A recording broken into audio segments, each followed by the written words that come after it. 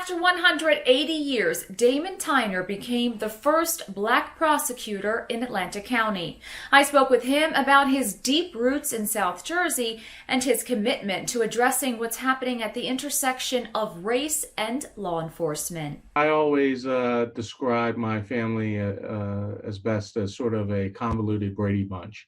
My mom was a widow with 5 children, and she remarried my dad, who was a divorcee with 4 children, and I was the only product of their relationship. So I'm the youngest of 10. He grew up in Atlantic City on the west side during the 1970s before the resort became the gaming mecca of the East Coast. He also had a first-hand look at the trials and tribulations of the law enforcement profession. My dad was Hank Tyner, who was a career police officer. One of Tyner's brothers is also a retired Atlantic City police officer, another a Superior Court judge in Indianapolis, and a third a retired Drug Enforcement Administration agent. In 2017, Tyner left his job as a New Jersey Superior Court judge to assume his historical new role. When you look at the dynamics of our state, I mean, we have 21 counties,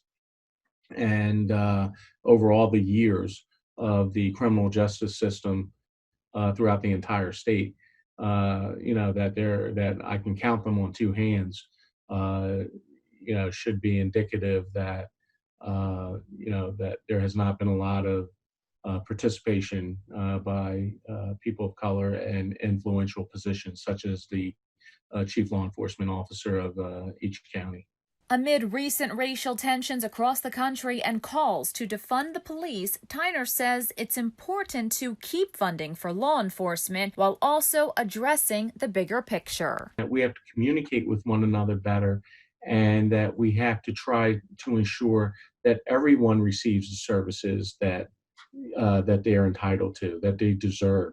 So when delving into a little bit into the piece, and when people talk about defund the police, it's not about defunding the police, but if you look at all the social services that have been defunded, when you look at education that has been defunded, when you look at affordable housing that has been defunded, all of those things should be fully funded, so that we can improve our economy, so that we can reduce unemployment, so that we can get people the medical treatment or the mental health treatment that they need, and we can address these issues.